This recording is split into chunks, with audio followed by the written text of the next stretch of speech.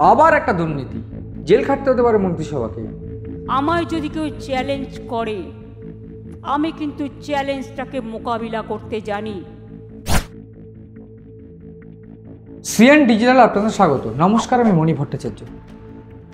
বিনাশকালে বুদ্ধি নাশ, মমতা বন্দ্যোপাধ্যায়ের সঙ্গে চাকরি প্রার্থীদের, চাকরি হারাদের এই যে বৈঠক, এই যে মিটিং, সেই মিটিংকে ঠিক এরকমই আখ্যা দিচ্ছেন বিরোধীদের একাংশ। তার কারণ মমতা বন্দ্যোপাধ্যায় কিছু মন্তব্য করেছেন এই চাকরি হারাদের সঙ্গে যে বৈঠক, তাদের সঙ্গে বৈঠকে কিছু মন্তব্য করেছেন, যে বৈঠকে যে মন্তব্যগুলো রীতিমতো বুদ্ধি নাশ করার মতোই মন্তব্য। কেন? তার কারণ আমরা আমরা আমরা যদি কয়েকদিন পিছিয়ে যাই, দেখব সুপ্রিম কোর্টের রায় 25,752 জন চাকরি শিক্ষক তারা চাকরি হারিয়েছেন, এবং সেই যে চাকরি হারিয়েছেন তাদের মধ্যে অন্যতম, মানে এই যারা চাকরি হারিয়েছেন তাদের অন্যতম কারণ হচ্ছে দুর্নীতি, বিপুল পরিমাণ দুর্নীতি।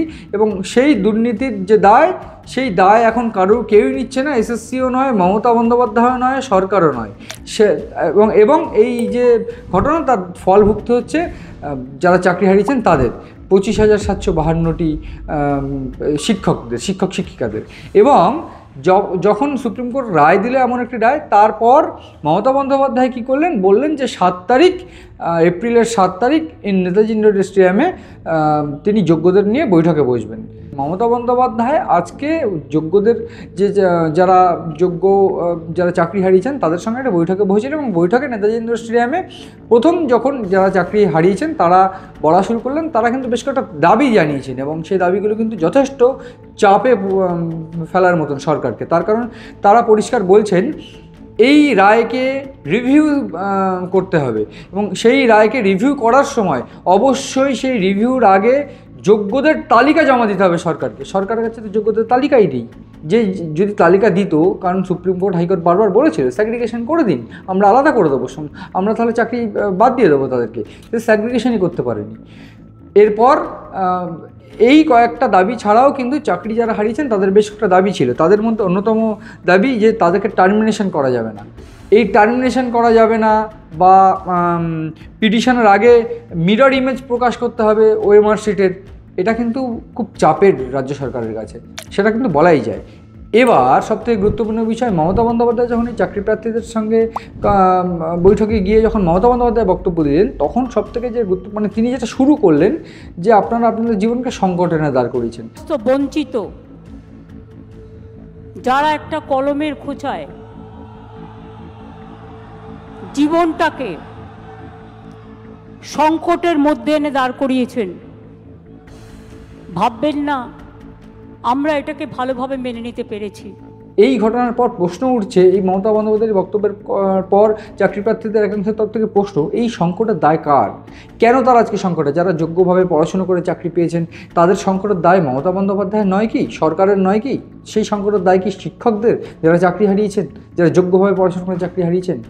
এ তো না হয় একটা অংশ গেল, কিন্তু সবথেকে গুরুত্বপূর্ণ যে কারণে বিরোধীরা এক প্রকার বলছে যে বিনাশকালে বুদ্ধি নাশ, তার কারণ মমতা বন্দ্যোপাধ্যায় আজকে সুপ্রিম কোর্টের রায়ের এই প্রসঙ্গকে উল্লেখ করে বলছেন, আপনারা ক্লাসে যান, আপনারা শিক্ষকতা করুন, বাচ্চাদের শেখান, ভলেন্টিয়ারি শেখান। বিরোধী দলনেতা শুভেন্দু অধিকারী তিনি বলছেন, এই plan A, plan B, plan C, D এর মধ্যে প্রথম যে প্ল্যান, যে চাকরি যারা যোগ্য যারা অযোগ্য সেই তালিকাটা জমা দিতে হবে, এবং এই প্ল্যান বি, সি, ডি এর মধ্যে সিভিক নিয়োগ করব, সিভিক শিক্ষক নিয়োগ করব, এইভাবে কোনোভাবেই কিন্তু তারা মেনে নেবে না। এবং মমতা বন্দ্যোপাধ্যায়কে কিন্তু তারা হুঁশিয়ারি দিয়েছেন যে 15ই এপ্রিলের মধ্যে যদি যোগ্যদের তালিকা সুপ্রিম কোর্টে জমা না দেওয়া হয়, সেক্ষেত্রে কিন্তু 21 তারিখ মমতা বন্দ্যোপাধ্যায়ের বাড়িতে পতাকা ছাড়া মানুষ যাবে, 21 লক্ষ মানুষ যাবে, এবং তাকে তার চেয়ার থেকে ঘাট ধাক্কা দিয়ে বার করে দেওয়া হবে। এই হুঁশিয়ারিও কিন্তু মমতা বন্দ্যোপাধ্যায়কে রীতিমতো দিয়েছেন শুভেন্দু অধিকারী, অর্থাৎ বিরোধী দলনেতা। পাশাপাশি তিনি যেটা বলছেন, তিনি বলছেন সুপ্রিম কোর্টের কাছে আমরা যোগ্য অযোগ্য জানতে চাইব, কারা যোগ্য কারা অযোগ্য। সুপ্রিম কোর্টের কি এটা দায়? এটা কিন্তু প্রশ্ন উঠছে মমতা বন্দ্যোপাধ্যায়ের বক্তব্যের পর। এটা তো সুপ্রিম কোর্টের দায় নয়, এটা তো রাজ্যের দায়, যে কে যোগ্য কে অযোগ্য এটা তো বেছে দেওয়া রাজ্যের দায়। এটা সেই স্যাগ্রিগেশনটা রাজ্য করবে, এসএসসি করবে। কেন এসএসসি সেটা এতদিন করেনি? জাস্টিস গাঙ্গুলির বেঞ্চে চাকরি গিয়েছে দ্বাদশ একাদশের, হাইকোর্টের ডিভিশন বেঞ্চে চাকরি গিয়েছে দেবাংশু বসাক এবং বিচারপতি দেবাংশু বসাক এবং বিচারপতি সব্বর রশিদির বেঞ্চে। তখনও স্যাগ্রিগেশন করতে বলেছিল, তারা করেনি। সুপ্রিম কোর্টও বারবার করে বলেছিল স্যাগ্রিগেশন করে দিন এসএসসিকে, করতে পারেনি এসএসসি, করবেই বা কী করে? মিরর ইমেজ নেই, ওএমআর শিটের কোনো কপি নেই, স্ক্যান্ড কোনো তথ্য নেই, কীভাবে করবেন ব্যবস্থা? প্রশ্ন উঠছে। তার কারণ এই যে ক্ল্যারিটি দেওয়ার দায়িত্ব তো সুপ্রিম কোর্টের নয়, এই ক্ল্যারিটি তো সুপ্রিম কোর্ট দিতে পারেন না, আপনারা রিভিউ দাবি করতেই পারেন। এবং সেক্ষেত্রে চাকরি প্রার্থীদের যে বলার যে জায়গা, সে চাকরি প্রার্থীরা যারা চাকরি হারা তারা বলছেন যে আপনারা মিরর ইমেজ দিয়ে করবেন। আজ নেতাজি ইন্ডোরে উনি যেটা বললেন সেটা এক প্রকার সুপ্রিম কোর্টের নির্দেশ অবমাননার সমান।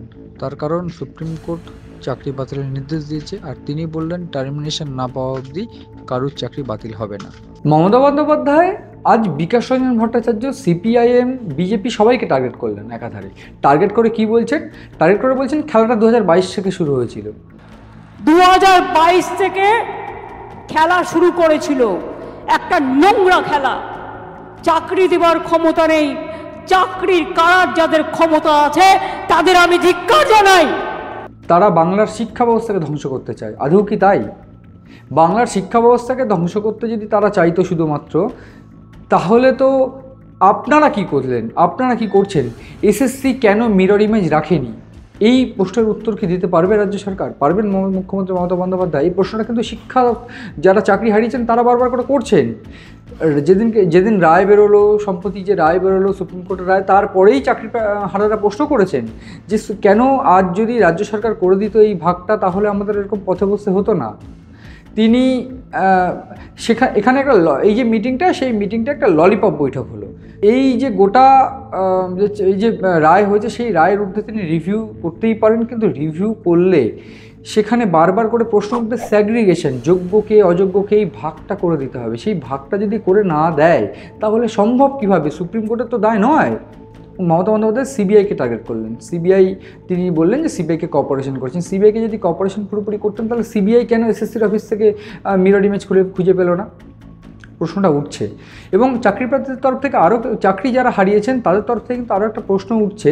সেটা হচ্ছে, তিনি বললেন যোগ্যদের নিশ্চিন্ত করার দায়িত্ব সরকারের। আবার একটা দুর্নীতির আভাস দিলেন। এই যোগ্যদের যে নিশ্চিত করবেন সেটাও একটা অনৈতিক উপায়। যেমন সুপার নিউম্যারিটি পোস্ট গঠন করা হয়েছিল, জেল খাটতে হতে পারে মন্ত্রিসভাকে। এটা কিন্তু প্রশ্ন উঠছে চাকরি প্রার্থীর তরফ থেকে যে আপনারা তো নিজেরাই সুপার নিউম্যারিটি পোস্ট ক্রিয়েট করে জেল খাটতে চলেছেন প্রায়। সিবিআই যদি এনকোয়ারি হয় সেক্ষেত্রে তো গোটা মন্ত্রিসভা ভাসবে, তার কারণ বারবার করে প্রশ্ন উঠেছে। পাশাপাশি মুখ্যমন্ত্রী মমতা বন্দ্যোপাধ্যায় বললেন এখন আর যোগ্যদেরটা আগে দেখব, তারপর যাদেরকে অযোগ্য বলা হচ্ছে তাদের বিষয়টা দেখব। এবং এখন যে প্রশ্নটা উঠছে যে যাদেরকে যোগ্য বলা হচ্ছে বা যাদেরকে অযোগ্য বলা হচ্ছে, তাদের বিষয়ে আমরা তাদের সঙ্গে ডাকবো, তাদের সঙ্গে ডেকে কথা বলবো, তাদেরকে কেন যোগ্য বলা হচ্ছে সেটা দেখব।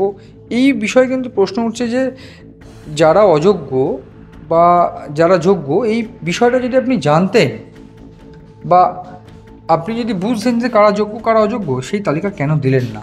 মমতা বন্দ্যোপাধ্যায় আজ ফের বললেন যে যারা যোগ্য তাদের চাকরি নিশ্চিত থাকবে, তিনি কমিটমেন্ট করছেন। আমি বেঁচে থাকাকালীন যোগ্য প্রার্থীদের কারো চাকরি কেড়ে নিতে দেব না, ইট ইজ মাই কমিটমেন্ট। এবার প্রশ্ন উঠছে এটা সম্ভব কিভাবে? তিনি আজ যেটা বললেন যে তিনি আজ ফের তিনি যারা বিভিন্ন লয়ার তিনি নাম করলেন, কপিল সিব্বাল, অভিষেক মনু সিংভি এবং বিভিন্ন লয়ারের নাম করলেন, প্রশান্ত ভূষণ, এদের নাম করলেন এবং তিনি বললেন যে এদের সঙ্গে জয় করা হচ্ছে, এদের সাহায্য নিয়ে সুপ্রিম কোর্টে পিটিশন হবে। এবং সুপ্রিম কোর্টে রিভিউ পিটিশন যদি হয় সেক্ষেত্রে এই রিভিউ পিটিশনের পর তো প্রশ্ন উঠবে যে স্যাগ্রিগেশন কেন করেনি রাজ্য সরকার? স্যাগ্রিগেশন করলে এই চাকরিগুলো যেত না। এবং তিনি বললেন যে যদি আমরা ক্ল্যারিটি চাইবো সুপ্রিম কোর্টের কাছে, এবং সুপ্রিম কোর্ট যদি ক্ল্যারিটি না দেয় আমরা আমাদের উপায়ে আমরা ভরাট করে নেব।